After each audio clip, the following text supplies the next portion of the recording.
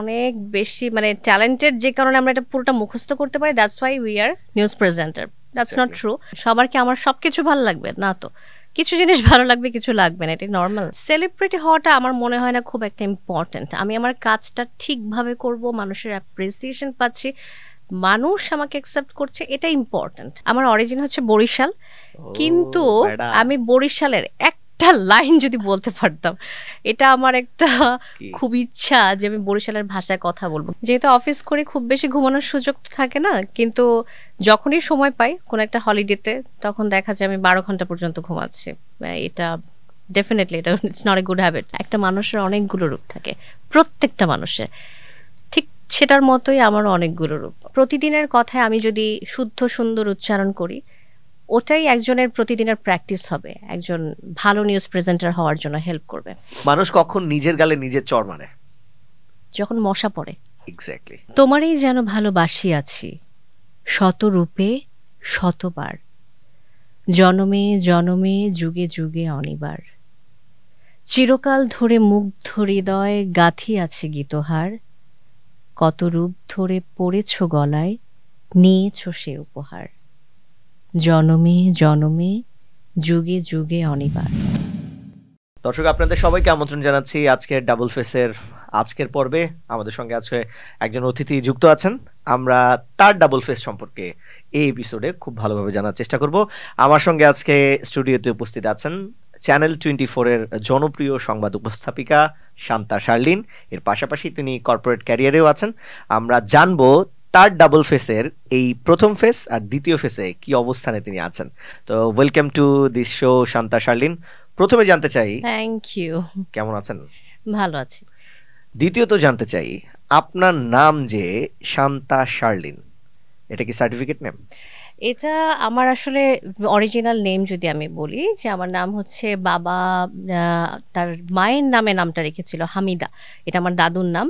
তো হামিদা শান্তা হচ্ছে আমার সার্টিফিকেট নেম, এবং সেই সাথে শার্লিন হচ্ছে আমার বাসায় ডাকতে ডাকতে যে নাম, সেই নামটা থেকে আসছে শার্লিন। তো in total Hamida Shanta Sharlin, on screen আমি ইউজ করি শান্তা শার্লিন। আপনি দাদির বা বাবার যে নাম রাখা সেটাও রেখেছেন, বাসায় যেটা ডাকে সেটাও রেখেছেন। অনেকেই মনে করে যে তার এমনি নাম, সার্টিফিকেটের নাম একটা থাকে, আবার স্ক্রিনের নাম আরেকটা থাকে। আপনি দেখবেন যে গণমাধ্যমে সবাই স্ক্রিনে একটা নাম ব্যবহার করে, অনেকেই করে। এই কারণেই জানা যে শান্তা শার্লিন। আসলে হয় কি, অরিজিনাল নাম তো আছেই, অরিজিনাল তো সবগুলোই নাম, বাসায় যে নামে ডাকছি সেই নামও তো আমার অরিজিনাল নেমই। তো সবকিছু মিলিয়ে যখন নামটা আমি 3টা নাম একসাথে অন স্ক্রিনে দিব, এটা শুনতে ভালো শোনায় না অনেক সময়। যে নামটা আমাকে ডাকছে বাসায়, সেই নামটা অনেক সময় ভালো শোনায় না, এই কারণে বাদ দেয় অনেকে। তো সব মিলিয়ে যেটা স্ক্রিনে ভালো দেখায়, এটা দেওয়াটাই হয়তো বা বেশি অ্যাপ্রোপ্রিয়েট বলে আমার মনে হয়। বাট সবই আমার নাম, কোনটাই আমার না, তা না, আরোপিত না। যেরকম অনেকের নাম অন্য একটা থাকে, পুরো স্ক্রিনের নামটা আবার আরেকটা থাকে, সেইটা না। সো দর্শক, আপনারা কোনোভাবে বিভ্রান্ত হবে না, শান্তা শার্লিনের নাম কোনোভাবে আরোপিত না। তার নাম একেবারেই তার যে বাসার ডাকনাম এবং তার সার্টিফিকেটের নাম, দুটো থেকে তিনি সংযুক্ত করেই তার নাম শান্তা শার্লিন। সো আপনার নামে যদি কারোর নাম হয়, বা কেউ মনে করেন শান্তা শার্লিন আরেকজনের নাম, তার নাম অন্য একটা, কিন্তু শান্তা শার্লিন সে ব্যবহার করতে চায়, সে বিষয়টিকে আপনি কেমন লাগবে? আমি অ্যাপ্রিশিয়েট করব, ওয়াই নট। Wow, great. এটা অনেকেই করতে চায় না। যেরকম হয়তো আপনি আজকে যে কালার পরেছেন, এই কালার আরেকজন পরলে হয়তো বা আপনাকে অনেকেই জেলাসির মধ্যে নেয়। তো একজন এক এক ভাবে ক্যারি করবে, প্রত্যেকের পার্সোনালিটি ওয়াইজ এটা ডিফারেন্ট ভাবে ক্যারি করবে। আমার নাম কেউ নিল বা আমার ড্রেস কেউ নিয়ে গেল, কালার কেউ চুজ করলো, ডাজন্ট ম্যাটার যে সে আমার মতো হবে বা আমি তার মতো। এক্স্যাক্টলি। তো এই যে ব্যক্তিগত পার্সোনালিটি আসলে ক্যারি করে। আপনি তো সংবাদ উপস্থাপনার সাথে প্রায় কত বছর যুক্ত আছেন? আমি 12 বছরের কিছু বেশি সময়, যেটা আমি বলতে চাই। কত সালে আপনার যাত্রা শুরু হয়েছিল? এটা শুরু করেছিলাম 2011 এর শেষের দিকে, আর এখন হচ্ছে 2024। যতদূর জানি আপনি শিক্ষার্থী থাকা অবস্থায় সংবাদ উপস্থাপনার সাথে যুক্ত হয়েছেন। তো দুটো বিষয়, পড়াশোনার পাশাপাশি সংবাদ উপস্থাপনা, এটাকে কেমন এনজয় করতেন আর ব্যালেন্স করতেন কিভাবে?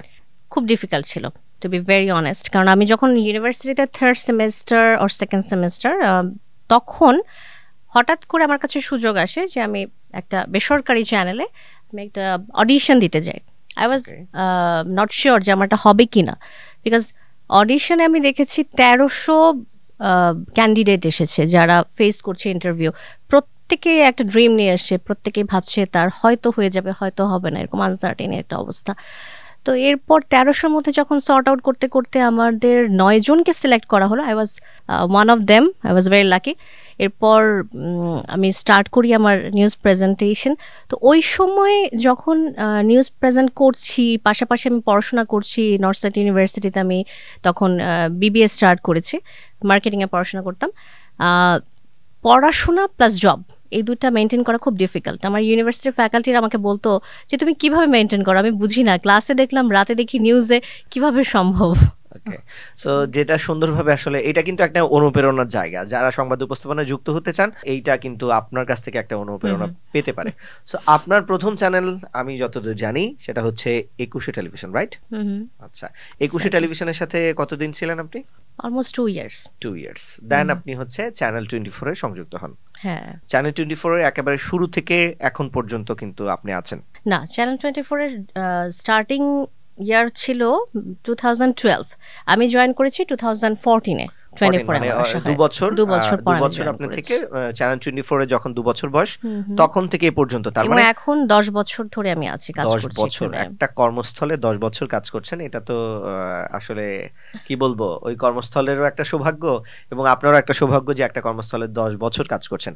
এর পাশাপাশি আপনি তো কর্পোরেট একটা ক্যারিয়ারে আছেন। তো দুটো একটু আগে জানলাম যে পড়াশোনার পাশাপাশি কিভাবে প্রেজেন্টেশনকে হ্যান্ডেল করেছেন। এইবার একটু জানবো যে আপনি তো পড়াশোনা শেষ করেছেন, আর একটা কর্পোরেট ক্যারিয়ারে গেছেন, পাশাপাশি সংবাদ উপস্থাপনা করছেন, এইটাকে এখন কিভাবে ব্যালেন্স করছেন? আসলে হয় কি, আমি অলওয়েজ মাল্টিটাস্কার।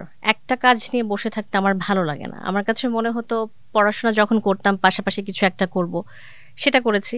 এরপর যখন জব লাইফে আসলাম, প্রফেশনাল লাইফে আসলাম, তখন আমি যেটা করলাম যে আমার স্টাডি রিলেটেড যে কাজ, আমি কর্পোরেটে জব করতে চেয়েছি অলওয়েজ, সেটা করেছি। পাশাপাশি আমার এই প্যাশন হিসেবে নিউজ প্রেজেন্টেশন তো ছিলই। এটাকে আমি বাদ দেওয়ার কথা কখনো স্বপ্নেও ভাবতে পারি না। আমি অলওয়েজ থাকবো নিউজের সাথে। আমি নিউজ পার্সন, আমি এটা বিলিভ করি। আচ্ছা, এইবার অনেক কথা বললাম, আপনাকে একটা জিনিস জিজ্ঞেস করি, উত্তর দিতে পারবেন কিনা? ভুল হলেও কোনো ব্যাপার না, কিন্তু ভুল হলে উত্তর আপনাকে দিতে হবে। আচ্ছা, ঠিক আছে, কোনোভাবে কিন্তু মানে পাস করা যাবে না, উত্তর দিতে হবে। সেটা হলো, প্রশ্নটা হলো একই প্রশ্ন কিন্তু সবাই আলাদা আলাদা উত্তর দেয়, অথচ সবার উত্তরই ঠিক। প্রশ্নটি কি? নাম। Okay, exactly, wow, club club club. এটা কিন্তু আসলে সবাই আসলে এইভাবে উত্তর দিতে পারে না। এই কারণে যখন কেউ কোশ্চেন করে, যদি এই কারণে আমি বলতে পারি you are a good listener. হ্যাঁ, আমি চেষ্টা করছিলাম মানে কি বলা হচ্ছে, কারণ অনেক সময় ফোকাস না থাকলে মিস হয়ে যেতে পারে। হয় না, তো সংবাদ উপস্থাপনায় আসলে এই ব্যাপারটি খুবই গুরুত্বপূর্ণ। অলওয়েজ কনসেন্ট্রেটেড থাকতে হয় টকব্যাকের মাধ্যমে, যেহেতু আপনি আমি একই প্রফেশনে আছি। আমার মনে হয় এই এক্সপেরিয়েন্স আমাদের দুইজনের সেম, দুইজনেরই সেম। এই কারণে কথা বলাটাও আসলে খুব মানে আমরা শুনতে চাই। চ্যানেলে কাজ করা হয়নি একসাথে, বাট একই চ্যানেলে ডিফারেন্ট টাইমে কাজ করা হয়েছে, ডিফারেন্ট টাইমে কাজ করা হয়েছে, এবং কাজগুলো তো আসলে সেম। সংবাদ উপস্থাপনা আপনিও যার মধ্যে দিয়ে যান, আমিও তারটার মধ্যে দিয়ে যাই। তো এক্সপেরিয়েন্সের ব্যাপারটা একটু এবার জানবো। এই সংবাদ উপস্থাপনায় যুক্ত হবার ব্যাপারে অনেকেই বলি যে অনেক আগে স্বপ্ন ছিল, বা এটাই আমি হতে চেয়েছিলাম, এরকম কোনো ব্যাপার শান্তা শালীনের ছিল কিনা? আমার ইচ্ছা ছিল একটা সার্টেন এইজের পরে, কিন্তু একদম ছোটবেলার কথা যদি আমি বলি, আমি বলবো আমার আসলে ডিফেন্সে যাওয়ার ইচ্ছা ছিল। আমার ইচ্ছা ছিল যে আমি আর্মিতে যাব, ওখানে তাদের সাথে কাজ করব, সেবা করব দেশের, এরকম একটা চিন্তা আমি করতাম। কিন্তু বাসায় তো দেখা যায় কিছু রেস্ট্রিকশন তো থাকেই মেয়েদের জন্য, এটা বাংলাদেশে খুবই নর্মাল। হয়তো আমার ক্ষেত্রেও ছিল, যে কারণে তারা চায়নি যে আমি ডিফেন্সে জয়েন করি। আর আমি যদি বলি বাবার ইচ্ছা কি ছিল, বাবার ইচ্ছা ছিল আমি ল নিয়ে পড়াশোনা করব, ব্যারিস্টার হব, এরকম স্বপ্ন দেখতো। যাই হোক, শেষমেশ একটু বড় হওয়ার পরে আমি যখন স্ক্রিনে কিছু পার্সোনালিটি দেখতাম, নিউজ পার্সোনালিটি, তারা আমাকে খুব অ্যাট্রাক্ট করতো। তো তাদেরকে দেখে আমার মনে হতো যে না, আমি নিউজ পার্সন হতে চাই। যেমন একজনের নাম যদি আমি বলি, সামিয়া জামান আপু, সামিয়া রহমান আপু, এদের কথা তো বলতেই হবে, ছোটবেলায় আমি দেখেছি। এদেরকে দেখে আমি ইন্সপায়ার্ড হয়ে মনে হয়েছে না, আমার নিউজ প্রফেশনটা খুব ইন্টারেস্টিং, আমি এদিকে যেতে চাই, আমাকে টানছে। এই কথাটাতেই আসছিলাম যে আপনার পছন্দের সংবাদ উপস্থাপক বা উপস্থাপিকা দুটাই জানতে চাই। এটার এমন না যে আপনি একাধিকও বলতে পারেন, আমি একটা বলছি না, একাধিকও আপনি বলতে পারেন আপনার পছন্দের উপস্থাপক উপস্থাপিকা। এখনকার সময়ও হতে পারে, যারা এখন নেই তারাও হতে পারে। যাদের দুজনের নাম তো আমি বলেই দিলাম, সামিয়া জামান, সামিয়া রহমান, জামান এবং দুজনের সামিয়া নামই রহমান, শ্রদ্ধেয় নিউজ প্রেজেন্টার এবং তারা আসলেই আইকনিক ডেফিনেটলি। তাদের বাদে যদি আমি একজনের নাম বলি তাহলে সেটা হচ্ছে ফারাহ শারমিন, আমার খুব ফেভারিট। যদি উনি এখন নেই, অন স্ক্রিনে নেই, অনেক আগে কাজ করতেন, তারপরেও উনি আমার কাইন্ড অফ পছন্দের প্রেজেন্টার। ওকে, আর এখনকার যদি আপনাকে জিজ্ঞেস করা হয়, কোনোভাবে আবার ভাববেন না যে কার নাম বলবো। দর্শক আপনারাও কিন্তু আসলে এইভাবে নেবেন না, আসলে শান্তা এখন কার নাম বলবে, এর নাম বলছে মানে যে তিনি শুধু তা না, অনেকেই তালিকায় থাকতে পারে। এটা বলাটা ঠিক হবে না, কারণ আমি যার নাম বলবো বাকিরা অফেন্ডেড ফিল করবে, এটা বোধহয় ঠিক হবে না। এটা বোধহয় ঠিক না। আমার চ্যানেলে আমি যাদের সাথে কাজ করি, আমি আমার কলিগের নাম বলে দিলে শুধু ওই চ্যানেল আমি বাদ, আমি ওই চ্যানেল, আপনি যে সংশ্লিষ্ট চ্যানেল সেটাকে আমি বাদই দিলাম। তো আমরা চাই যে এটাও জানো ডাবল ফেসে, তাহলে এই শোটার মজাটাই তো এখানে, যে আপনার হয়তো বা আপনার পছন্দ হয়, আপনি বলতে পারেন না, কিন্তু এই ডাবল ফেসে এখানে আপনি বলতে পারবেন। ওইভাবে আলাদা করে পছন্দ করার মতো কিছু নাই, সবাই আমরা একই স্টেজে একই প্ল্যাটফর্মে আছি, সবাই আমরা কলিগ, সবাই ভালো। আমি নিজেও আরেকজন সুবিধাজনক অ্যানসার দিচ্ছে, যাই হোক চেষ্টা করলাম, চেষ্টা করছে যাতে অ্যানসারটা না দিতে হয়, কিন্তু আমরা অ্যানসারটা চাই, আমরা জানতে চাই, দর্শকও জানতে চাই। এই যে রিশান এক্স্যাক্টলি আমার সামনে বসে আরো সুবিধাজনক দর্শক, তার কারণ তাই সে আমি আসলে কি বলবো, একেবারে আমরা তো রিশানকে সবাই চিনি সেই কলেজ থেকে একসাথে, আমার ফেভারিট। যাই হোক, এটাও সুবিধাজনক অ্যানসার আমরা নিলাম। রিশান শুনতে চাচ্ছিল যে আমি রিশানের নামটা বলি, এছাড়া আর কিছু না। আমাকে মানে আরো সুইট ভাবে পচাই দিল, সমস্যা নাই। তো যাই হোক, আমরা কিন্তু জানতে চাই শার্লিনের কাছ থেকে, শার্লিনের চ্যানেল না হোক, নিজের চ্যানেল না হোক, অন্য চ্যানেল হোক, বা নামও যদি না বলা হয়, কিছু বৈশিষ্ট্য বলুক, আমরা সেই বৈশিষ্ট্য শুনি। বৈশিষ্ট্য মানে একজন প্রেজেন্টার, তার আপনি নাম নাই বলতে পারেন, কিন্তু তার কোন কোন দিকটা আপনার খুবই ভালো লাগে, অ্যাট্রাকটিভ লাগে, এবং দর্শকরাও সেটাকে নেয়। আচ্ছা, এটা বলাটা একদিক থেকে ডিফিকাল্ট রিশান, কারণ কি এক একজনের এক একটা জিনিস ভালো লাগে। এমন হয় যে আমি অনেক সময় অনেকের কাছ থেকে কিছু পিক করি, হয় না যে আমার একটা মানুষের ফুল প্যাকেজ পাওয়াটা একটু টাফ, অ্যাটিটিউডটা ভালো লাগলো, আমি সেটা নিয়ে নিলাম। হ্যাঁ এক্স্যাক্টলি, আমার ক্ষেত্রে হয়তো তাই হয়। সবার কি আমার সবকিছু ভালো লাগবে না, তো কিছু জিনিস ভালো লাগবে, কিছু লাগবে না, এটা নরমাল। আচ্ছা, তাহলে আমরা আরো সেভে চলে যাই। শান্তা শার্লিনের প্রিয় উপস্থাপক, সংবাদ উপস্থাপক, মানে এটা ফিমেল না মেল? মেল, ওকে। আমাকে এই প্রশ্নে আটকে রাখার কারণ কি? মানে আমি আসলে চেষ্টা, এটা দর্শকের ডিমান্ড। আমার কলিগদের একজনের নাম আমি বলে দিলাম, বা বাইরের কারো নাম বলে দিলাম, এভাবে খুব ডিফিকাল্ট, কারণ একজনের নাম বলাটা। আচ্ছা, যদি আমার বাইরের কারো কথা বলতে হয়, ইদানিং অ্যাঙ্করের কথা যদি আমি বলি, নিউজ প্রেজেন্টেশন না, ইদানিং নীল হুরে জাহান, ওকে খুব ভালো লাগে, আমার স্ক্রিনে দেখতে ভালো লাগে। উনি, এটা আমরা গেলাম প্রোগ্রাম প্রেজেন্টেশন, উনি তো, আমি একটু নিউজ প্রেজেন্টেশন জানতে চাই, পার্ট অফ প্রেজেন্টেশন। ওকে, একটু নিউজ প্রেজেন্টার, আমি এক এক করে সবার নাম বলবো এখন। দর্শক আসলে এত ডিপ্লোম্যাটিক জায়গায় শান্তা শার্লিন চলে যাচ্ছে, সো সেটা আসলে, এটা যদি নিউজ হতো, আমি কার কথা বলবো না, এটা যদি এমন হতো যে টকব্যাকে প্রোডিউসার বলছে যে তুমি এখন তিনজন সংবাদ উপস্থাপকের নাম বলো।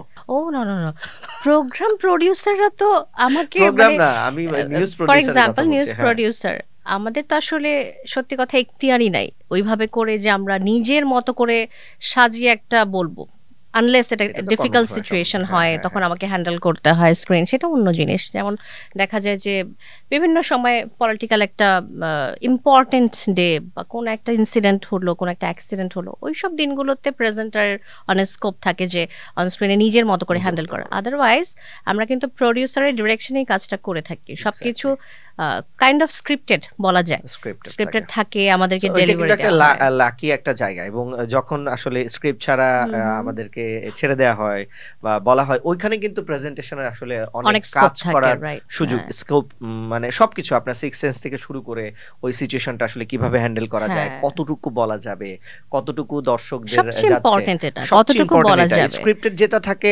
সো এই ব্যাপারটা আপনার কাছে এখন একটু জানতে চাই, যে সবাই বলে সংবাদ তো তোমরা দেখে দেখে পড়ো, হ্যাঁ, আবার অনেকের মধ্যে এমনও আছে এখন বলে, আচ্ছা মানে এটা এখন অনেক কমে আসছে, আমি যখন ক্যারিয়ার শুরু করি, এটা 2015 সালে, আমাকে দেখে অনেকেই বলতো যে কতক্ষণ আগে অফিসে যাও, এটা আমাকে এখনো জিজ্ঞেস করে, মুখস্থ করো কতক্ষণ লাগে। তারা ভাবে যে আমরা অনেক বেশি মানে ট্যালেন্টেড, যে কারণে আমরা এটা পুরোটা মুখস্থ করতে পারি, that's why we are news presenter, that's not true.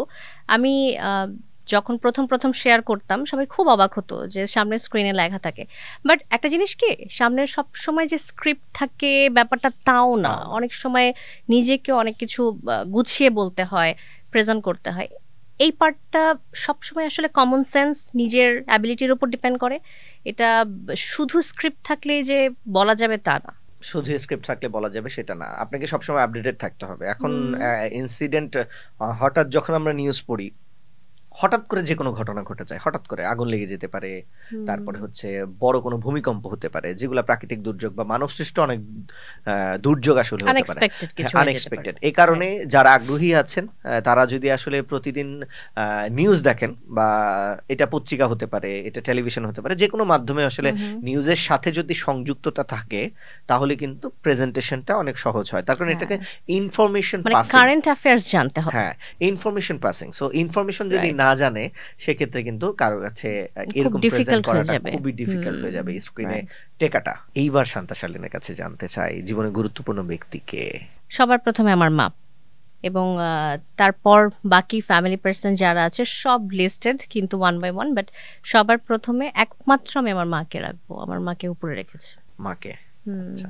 মায়ের, যেহেতু মায়ের ব্যাপার চলে আসছে, তাহলে মা নিয়ে একটু শুনতে চাই শান্তার কাছে।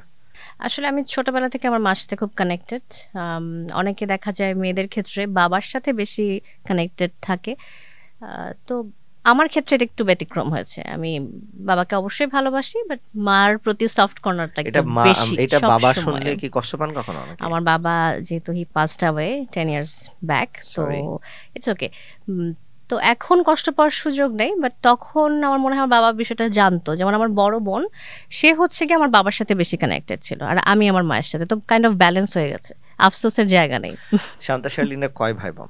2 বোন, আমি ছোট। আচ্ছা, কাজিনদের কাছে শান্তা শালীন কেমন?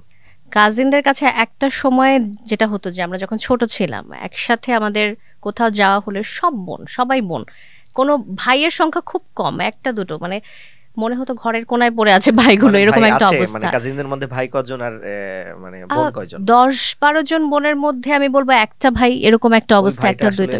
ওনার নাম কি? 2 জন। নাম হচ্ছে একজনের তৌহিদ, আরেকজন হচ্ছে হাসিন। তো ওরা কাইন্ড অফ কর্নারে পড়ে থাকে, খুব কর্নার্ড হয়ে থাকে। আমার কাছে মায়াই লাগে মাঝে মাঝে, এত বোনদের দৌড়াতে ওদের খুব একটা মানে স্ট্রং পজিশন তৈরি হতে পারেনি। বাট আমরা বোনরা যখন একসাথে থাকি খুব খুব ফান হয়। কাজিনরা, কলিগদের কাছে শান্তা শালীন কেমন? এটা কলিগকে নিয়ে এসে তারপর জিজ্ঞেস করতে হবে, তারপর একটা অ্যানসার দিতে হবে যে মনে হয় কেমন। একটা জাজমেন্টাল ব্যাপার আছে না, নিজের কাছে মনে হয়। আমাদের আন্ডারস্ট্যান্ডিং খুব ভালো প্রত্যেকটা কলিগের সাথে, কাজের কারণে হোক, আর এছাড়াও আমরা বাইরে অনেক মিট আপ করি, দেখা যায় আড্ডা হয়, ভালো relation. 10 years is long time. আচ্ছা, শান্তার কাছে জানতে চাই, শান্তার জন্মস্থান কোথায়? আমার জন্মস্থান ঢাকা, ঢাকায় জন্ম হয়েছে। প্রথম স্কুল কোনটা? এটা হচ্ছে মণিপুর হাই স্কুল, মিরপুরে ছিলাম আমি। মেইন ব্রাঞ্চ, হ্যাঁ। ওকে, যেটা কলেজ? তারপরে হচ্ছে ঢাকা কমার্স কলেজ। ওকে, তারপরে হচ্ছে নর্থ সাউথ ইউনিভার্সিটি। এই তো। আর তারপর আসলে আমার আরো কিছু বিষয়ে পড়াশোনা করার ইচ্ছা আছে, যেটা এখন অনগোয়িং বা হবে, তো এটা এখনো বলতে পারছি না, ডিপেন্ড করছে যে কি ধরনের আমার ডিমান্ড তৈরি হচ্ছে সেটার উপর। আচ্ছা, শান্তা শালীনকে যখন কেউ দেখে বা কেউ বলে যে আরে এই আপুটা তো নিউজ পড়ে, ওনাকে তো টিভিতে দেখেছি, ব্যাপারটা কেমন এনজয় করেন? আমি আসলে খুব শাই ফিল করি, সত্যি কথা যেটা। আমার খুব লজ্জা লেগে যায় হঠাৎ করে। আমি একটু ইন্ট্রোভার্ট পারসন, আমি খুবই একদমই এক্সট্রোভার্ট না। তো যখন কেউ বলে, ফার্স্ট অফ অল আমি দেখা যায় একটু এম্বারাসড হই, তারপর একটু ইজি হয়ে যায়, কথা বলার চেষ্টা করি।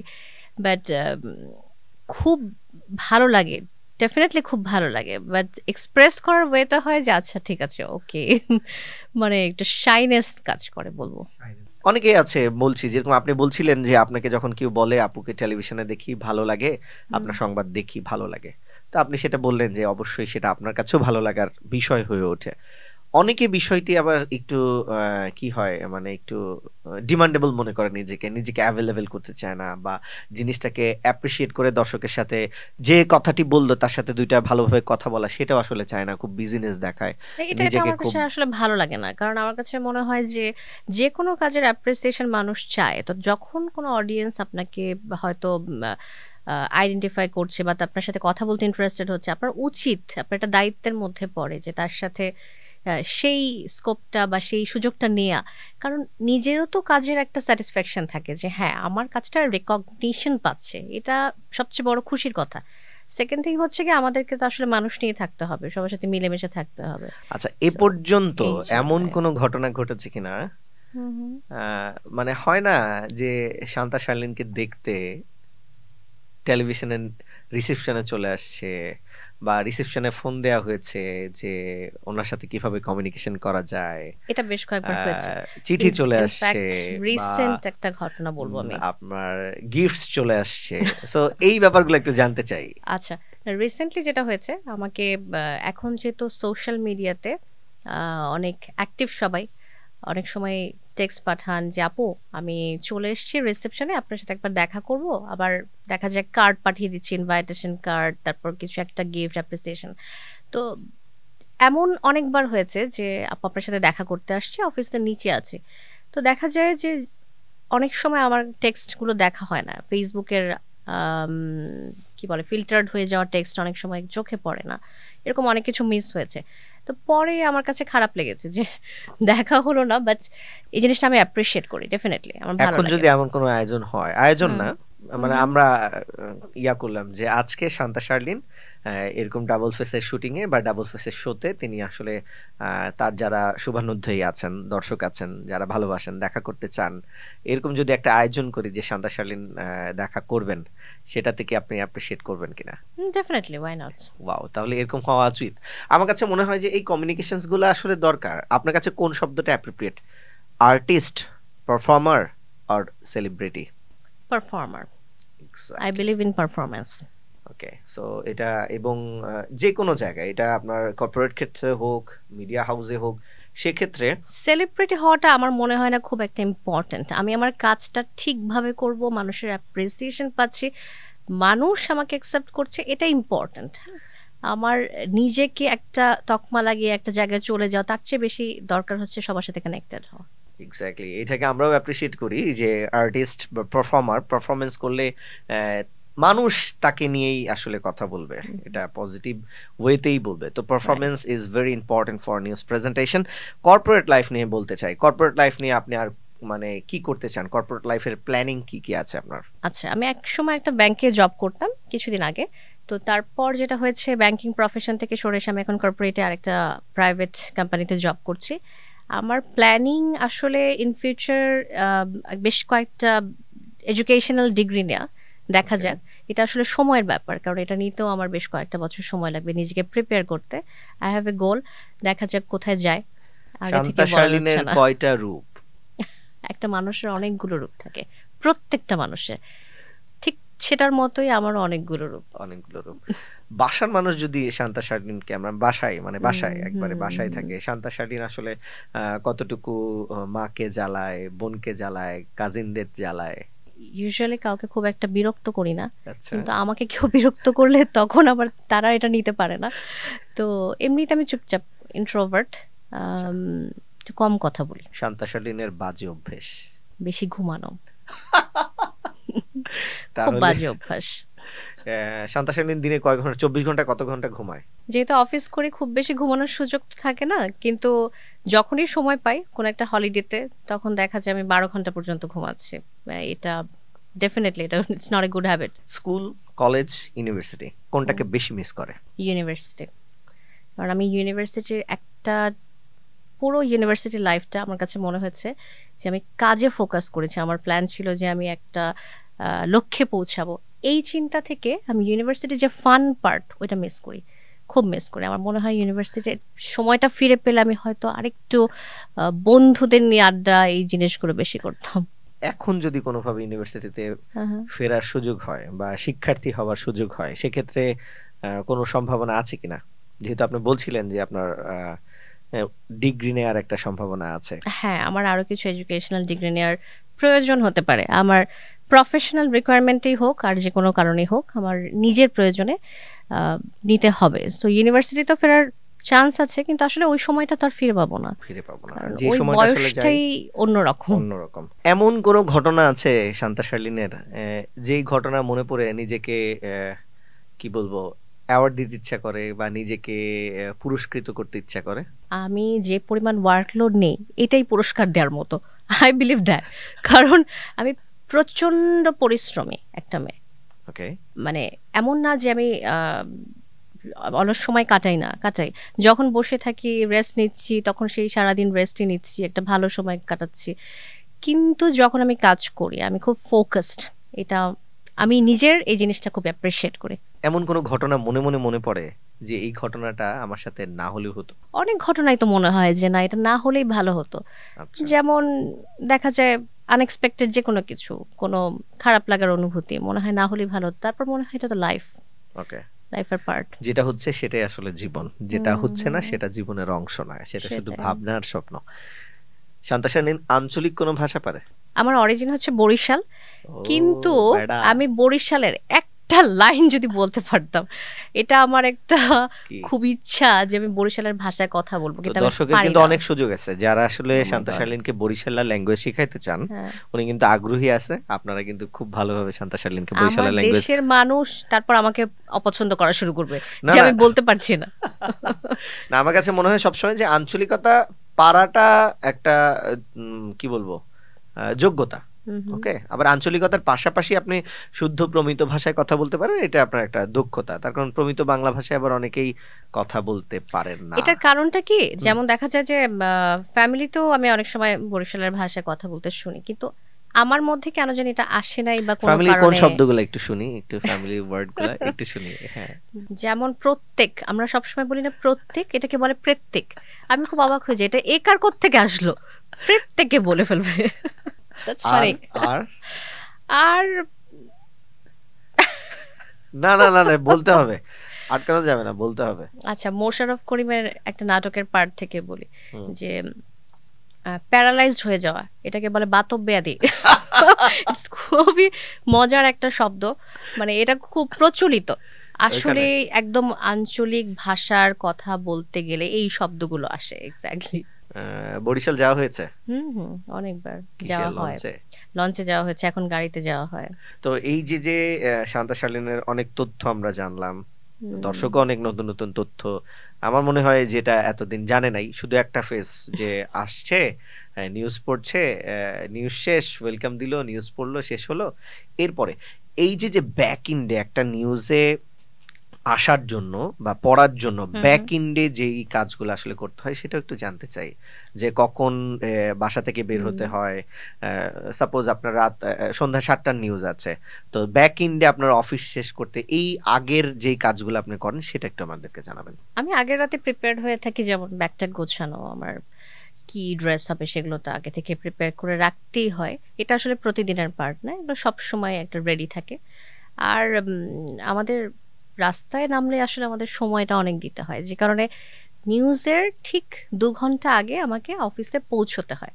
এটা একদম মাস্ট, যেন আমি প্রিপেয়ার হতে পারি, নিউজের একটা প্রিপারেশন নিতে পারি, জানতে পারি। এছাড়া সারাদিন দেখা যায় আমি স্ক্রল করি টিভি চ্যানেলগুলোতে বা যে কোনো জায়গায়, আমি ফোনের মধ্যে দেখছি যে কি হেডলাইন আসছে, কোন নিউজগুলো আসছে, এটা একটু জানা থাকতে হয়। কারেন্ট অ্যাফেয়ার্স জানতে পারলে হয় কি, আমার নিউজ ধরতে পারাটা সুবিধা হয়, যে আমি কি নিয়ে আজকে কথা বলবো বা জানবো, সম্ভাব্য সব আপডেটগুলো জানা। যারা সংবাদ উপস্থাপনায় যুক্ত হতে চায় তাদের জন্য শান্তা শার্লিনের কি বক্তব্য আছে? আমার সাজেশন হচ্ছে বেশি করে নিউজ দেখা, এবং যে কোনো সময় একটা কথা সুন্দর করে বলার একটা প্র্যাকটিস করা। কারণ হয় কি, আমরা এখন যেটা হয়, আমাদের এই জেনারেশন, নেক্সট জেনারেশন যারা আসছে, প্রত্যেকেরই একটা স্বাভাবিক টেন্ডেন্সি হচ্ছে খুব ক্যাজুয়ালি কথা বলা, এবং খুব আমি করছি, খাইছি, গেছি, এভাবে করে কথা বলা।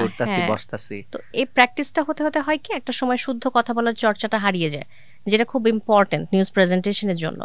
তো বাস্তবিক জীবনে প্রতিদিনের কথায় আমি যদি শুদ্ধ সুন্দর উচ্চারণ করি, ওটাই একজনের প্রতিদিনের প্র্যাকটিস হবে, একজন ভালো নিউজ প্রেজেন্টার হওয়ার জন্য হেল্প করবে।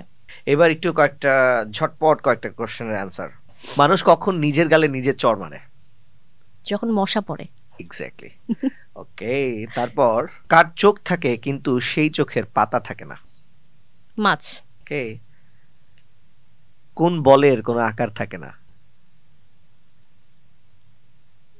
পাস। মনোবল। সো এই ওকে। বলের কোনো আকার না, মনোবল কারো বড় কারো ছোট, বা মনের যে বল এইটার কোনো আকৃতি আসলে হয় না, আকার হয় না। কোন জিনিস সবসময় গরম থাকে? ও গড,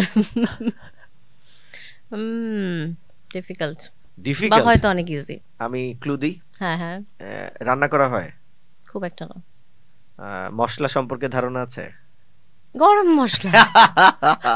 তাই তার তো। মানে আমরা সবই জানি, কিন্তু হ্যাঁ, একটু ক্লু আমাদের দরকার।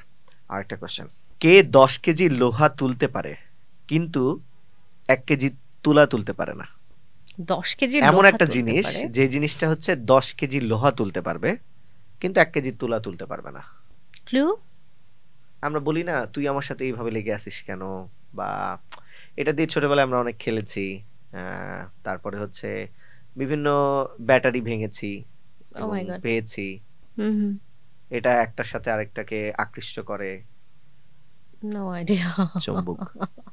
ওকে, আচ্ছা আচ্ছা চুম্বক, আচ্ছা, হ্যাঁ, ধরতে চুম্বক দিয়ে পারিনি। আমরা কি মানে অনেক কিছু তুলে ফেলতে পারি, লোহা তুলে ফেলতে পারি, রাইট কিন্তু রাইট রাইট রাইট, তুলা তুলতে পারি না, তুলা তুলতে সেটাই পারবো না। বলতেছিলাম। আচ্ছা, তারপরের কোশ্চেন হচ্ছে, এটা খুবই একটা ইন্টারেস্টিং কোশ্চেন। হুম। দেখি শান্তা শালিনী এটার ব্যবহার আই থিংক সো পারবে, অনেকগুলো উত্তর সঠিক হচ্ছে তো। কোন ব্যাংকের কাজ, শান্তা শালীন যেহেতু ব্যাংকার ছিলেন, রাইট? সো আমার মনে হয় ব্যাংকিং এটা নিয়ে আমরা অন্য একটা লেভেলের কোশ্চেন করছি। কোয়েশ্চেন। হ্যাঁ, সো ব্যাংকের সাথে রিলেটেড না। যাই হোক, যেহেতু ব্যাংক কোশ্চেনে আছে এই কারণে হ্যাঁ আমি হ্যাঁ বলছি, হুম। কোন ব্যাংকের কাজ শুধুমাত্র মোবাইল চার্জ করা? Power bank. এক্স্যাক্টলি। ওকে, তার মানে আমরা দেখছি যে এরকম ভাবে যত কোশ্চেনই আমরা করছি, মোটামুটি শান্তা শালীন যেহেতু আসলে কনসেন্ট্রেটেড থাকে, ফোকাস থাকে, এ কারণে অ্যান্সার দিতে পারছে। এবং দর্শক যারা শান্তা শালীনের সাথে দেখা করতে চান, ও বা মানে এই যে এখন রেকর্ড হচ্ছে, এটা যদি লাইভ প্রোগ্রাম হতো তাহলে হয়তো বা একটা সুযোগ থাকতো যে আমরা আরো লাইভে 15 মিনিট আছি, আপনারা আশেপাশে কেউ থাকলে আপনারা আজকে দেখা করতে পারবেন। তো এই আয়োজনকে আমরা আসলে স্বাগত জানাতেই চাই। আরেকটা কোশ্চেন করব। কোশ্চেনটা শিওর। হলো, কোন জিনিস খোলা চোখে দেখা যায় না? বাতাস। স্বপ্ন। তো শান্তা শালীন স্বপ্ন কেমন দেখে? স্বপ্ন, একটা স্বপ্ন হচ্ছে গিয়ে জীবনে কি করতে চাই, আমার ইচ্ছার স্বপ্ন। আর একটা স্বপ্ন হচ্ছে আসলেই স্বপ্ন, ঘুমিয়ে যেটা দেখি। তো ঘুমিয়ে দেখার স্বপ্নের উপর আমার কন্ট্রোল নাই, কিন্তু জীবনে যে স্বপ্নগুলো দেখি সেটা বাস্তব হোক। সব স্বপ্ন বলে দিলে হয়তো সত্যি হয় না, তাই কিছু বললাম না। এটা তাহলে দেখা শান্তা যায়। শালীন বিশ্বাস করে যে সব স্বপ্ন বলে দিলে সত্যি হয় না? হ্যাঁ, তাহলে সহায়তাও তো কিছুটা। কেউ করতে পারে, যে শান্তা শালীন বলল যে এখন আমার স্বপ্ন আছে যে আমি এখন একটা কফি খাবো। তো হুম। এই যে এইটা তো এইটা শুধুমাত্র রিশান পারবে, রাইট নাও। আচ্ছা, শান্তা শালীনের সাথে তো দেখা করতে চায় অনেকেই, এটা তো একবারে ফেলে দেওয়ার মতো বিষয় না।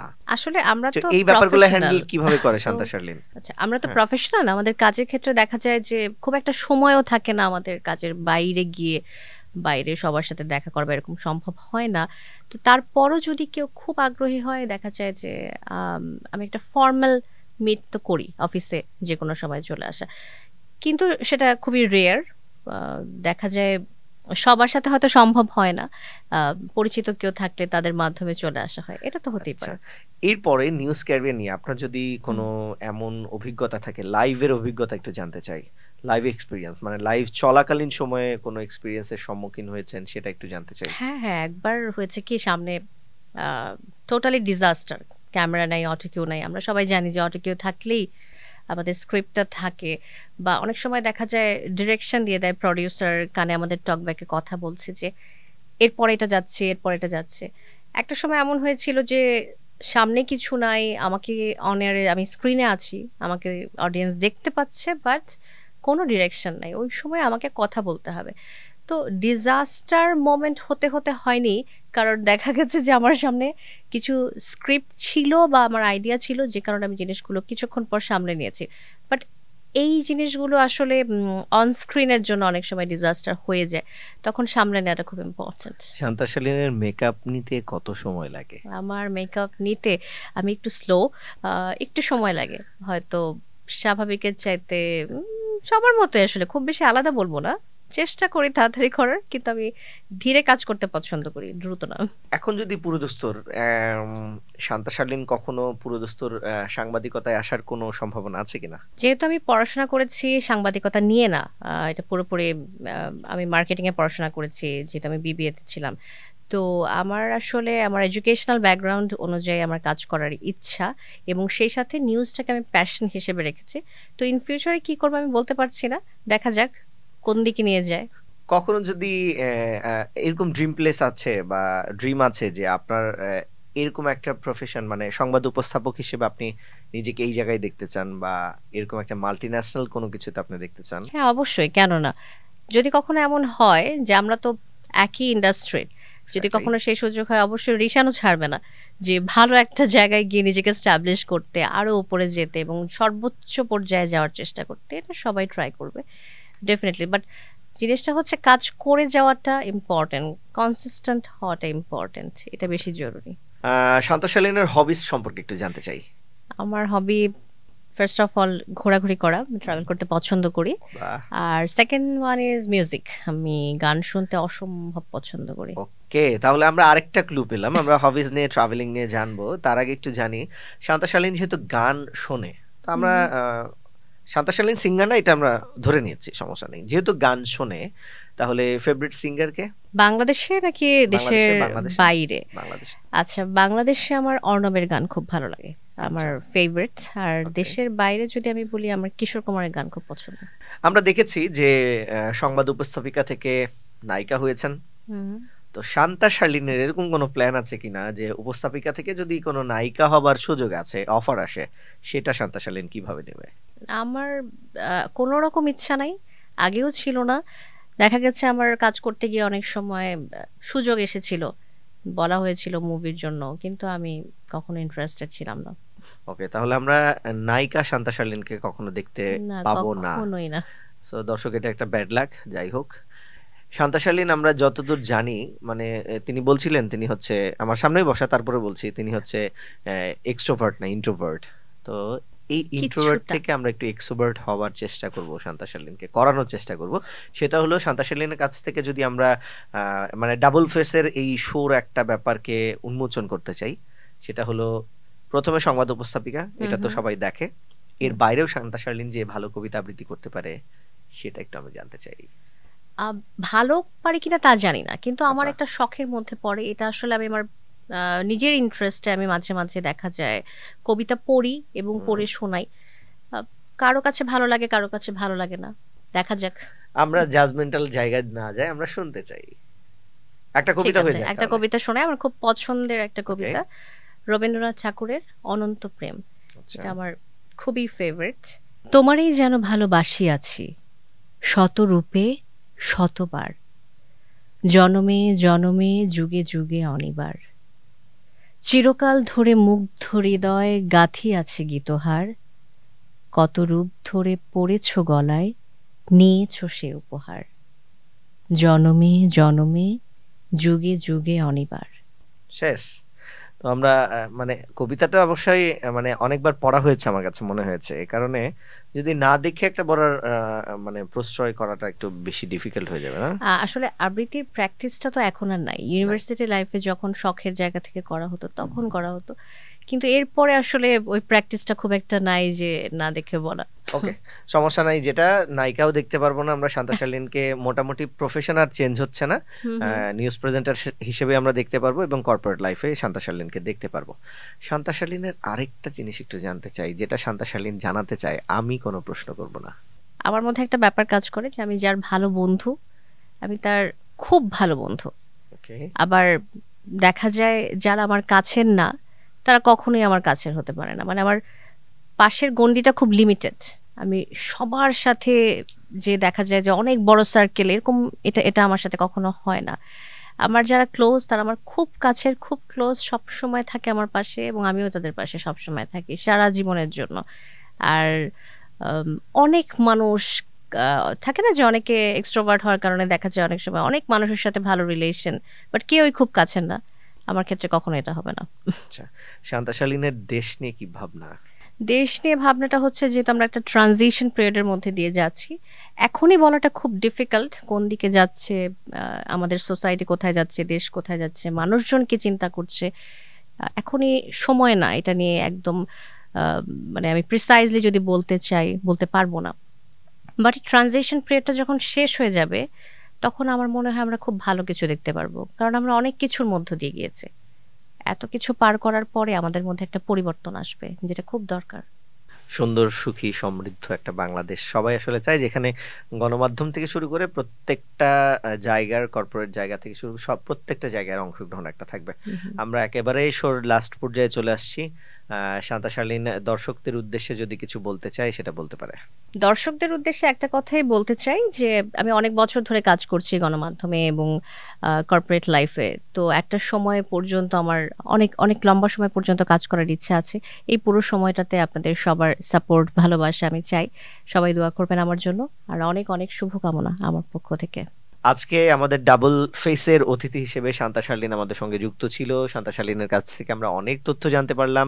তার আসলে প্রথম ফেস, মানে আমরা যেভাবে আসলে চিনি সংবাদ উপস্থাপিকা হিসেবে, সেটার একটা ফেস তো আমরা জানি। এর বাদেও যে শান্তা শালীন একজন ট্রাভেলার, শান্তা শালীন আবৃত্তি করতে পারে সুন্দর, বাসায় কি নামে ডাকে, বাসায় কি অবস্থান, তার পার্সোনাল লাইফ সম্পর্কে আমরা জানতে পারলাম।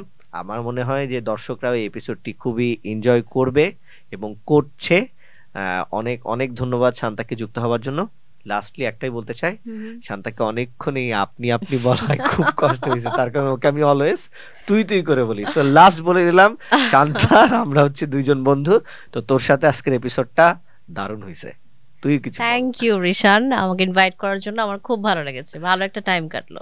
ওকে, thank you very much, bye by.